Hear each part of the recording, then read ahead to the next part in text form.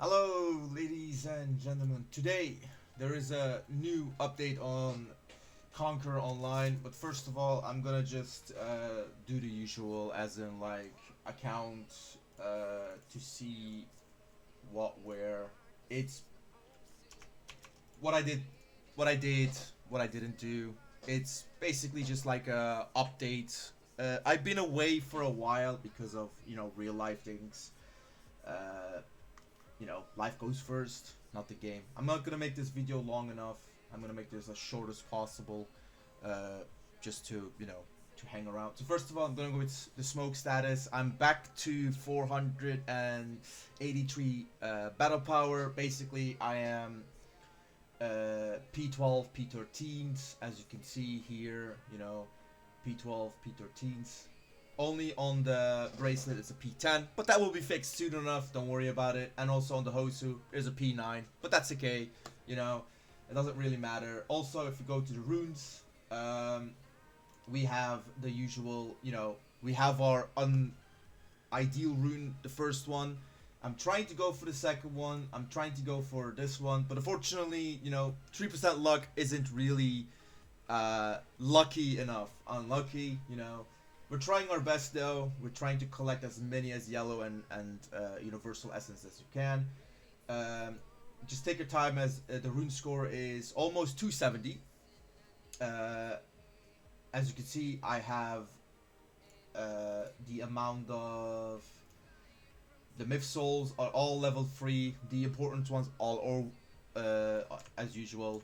You level up the important ones, as in the immunity, the HP, the anti-break, the P defense, as you could tell. I have some level 4s, obviously, as you could tell. So we just go here, just go forward. As you can see, I have one level 6 Hawkeye. It's a good, you know, it's 1% immunity. It's the best. So we just keep going. Even have the new ones with the free souls, but I'm just going there, just showing you slowly how I basically make some progress on smoke. The new ones, they're all level 2s and 2 of them level 3s, obviously, because immunity is important than HP and P defense, in my opinion. This is smoke for now. Soon I will be around 490 BP ish, or maybe probably 500. You never know. Um, but yeah, we're at the importance of this new divine. What is it ever called? Divine Advent or whatever it is. It's actually easy if you kind of understand what you're doing. Uh, don't just press buttons. You are going to regret it. So first of all, you have your cards that basically makes you have these passives and skills. Each unique card has passive and skills. There is the water, there is the warrior, and there is the archer.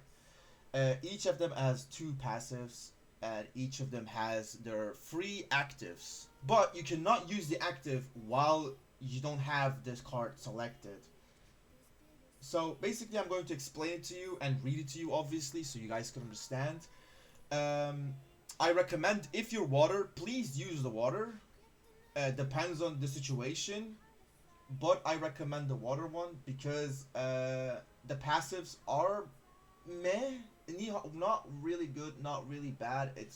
I'm gonna close the music. It's so you guys can understand or hear me better. I did not record a video for a while. So basically, the water passive is there's a 12% chance to trigger when dealing damage. So obviously you have to attack them. You can also read while I'm talking. I don't mind. There's a 12% chance when taking damage. When it's triggered, you can receive the sword body status, which reduce damage taken. So basically, very good for waters. 11% up to 4k or 4,000 points of damage. Last 10 seconds, maintenance during the divine and increased damage reduced 22% by 6k. That's one of the passives. And then you have also this one. It's called the benefit shower. And it has a 10% chance to trigger using skills during damage under the divine status. When triggered, immediately restores a certain amount of HP and surrounding allies and apply Miracle Touch status, which every 1 second restores, I think it's 60k HP, and increase healing after of effect by effect of points by 50%, transforms into a divine to increase the trigger chance. So basically how I activated it at the moment, so it is now here active. As you can tell, I have the water. If I wanted to go to warrior, I just use these arrows to activate it. But water is now activated on my side. Now, what you can do is put it on a hotkey. So you go to status or settings, or you press O on my favorite part, as I like to use hotkeys. Go to hotkey and go to divine skills. Now here I have it on 7 because on 6 I have the asterisk, or the chaotic dance quote. So or you can just go here where it says above my final rain and sacrifice. I can see this glowing skill, and I just right click on it and I get the status. So these are the two passives I receive. As you can tell, it restores my HP, yada yada, and so on. But to reuse it, as you can tell, the bar here is going down, and to reuse it, I have to wait until it's back to full. As I said, it is meh, but it's not really meh, right? The warriors have a unique passive as well, really good, and this is why I said for water only, go for warrior and water. These two. You don't need archer, because the archer one is actually not meant for you. It's basically more for attackers, and I'm going to explain that also. So warrior, Wrath. Passive is dealing damage, grants 4% chance to ignore flame shield, and the damage reduce effect sword body transforms into a divine to increase a chance of 8% or to 8%. And the other passive, called City Raisin, is dealing damage, grants a 4% chance to trigger.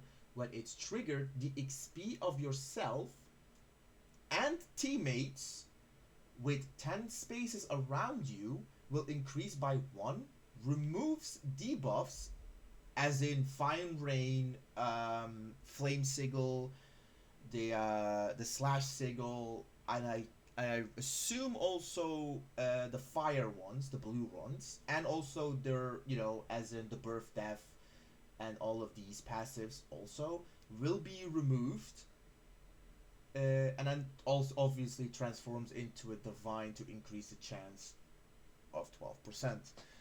Obviously, you have to activate it to use these two passives, also the skills, but the skills aren't really, it's just a passive what we're going for. Also good if you're a team player, or if you just don't want to get stunned, for example, because the stun sigil also is affected by this passive because it removes debuffs. So if you're playing versus a guy who is higher animas than you or higher battle power, you can use this because it's also inflicted by stun. That's what's been said, so that's what I've been saying. I'm just going with he say, she say type of thing. Now we're going on for the archers. And the reason I said for archers it's not really good for waters, because I'm specifically talking about waters, but also going for the attackers. Because sometimes, as for example, you have a warrior, you cannot hit archers while they're flying. Well, guess what? Now you can. So air blocker, basically, I'm going to read this one first because this might be important for people who are playing warriors or any other class that cannot hit airborne people, also known as flying. Also good for thunder strikers, by the way. Grants 2% chance to attack flying targets, so basically archers and thunder strikers, transform into Divinity to increase the chance to 22%. So basically you have to activate it to get more chance. But if you don't, there's a 2% chance, obviously, right? And then there's the Amazing Speed, has a 2% chance to trigger when dealing damage, and 2% chance when taking damage. When it's triggered, you'll receive a layer of Amazing Speed, so basically you get a speed boost, like ninjas when they are on their Naruto stage, or the Sage mode, right? You receive a layer of Amazing Speed, up to 3 layers The first layer increased dodge rate by 1%. So basically, you will not be hit. So basically, you need more Hawkeye, and I assume. The second layer is increased dodge by 2.5, and the third is increased by 6. I recommend for warriors, Trojans. I think Trojans can use Hercules when they're flying. I am not sure. I have not played Trojan for a while, so I do not know.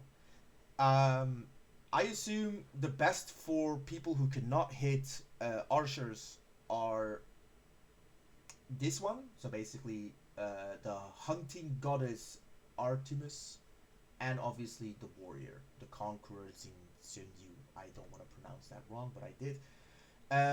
These two are the best for attackers. My opinion. You can find another way to do it, or you can find a better way to do it, but these two are good for attackers. Mid-fight, so mid-tournaments, if you're doing a 1v1 situation, I think the warrior is the best. Because, you know, debuffs, right?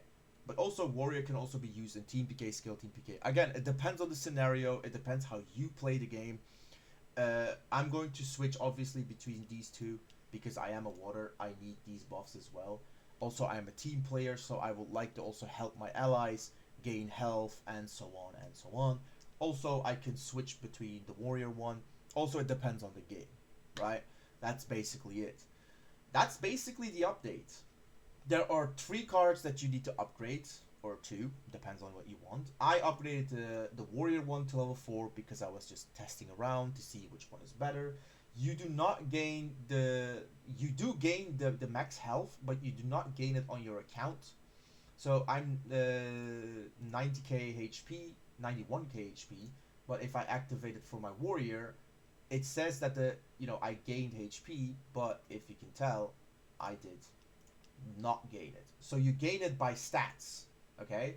So if you just activate it, don't say, oh, but where's my 5k HP? No, it's just a passive that you get, so don't even think about it. It's just basically passive based. But that's basically all of it is for me today. I hope you guys enjoyed. I know I've been gone for a while to explain how this works. And if you have any more questions about anything, please do let me know. I know I've been gone for a while. I know I've been I know I disappeared, but real life comes first, and the game is a bit meh, my opinion. So I catch you guys in a bit, and peace.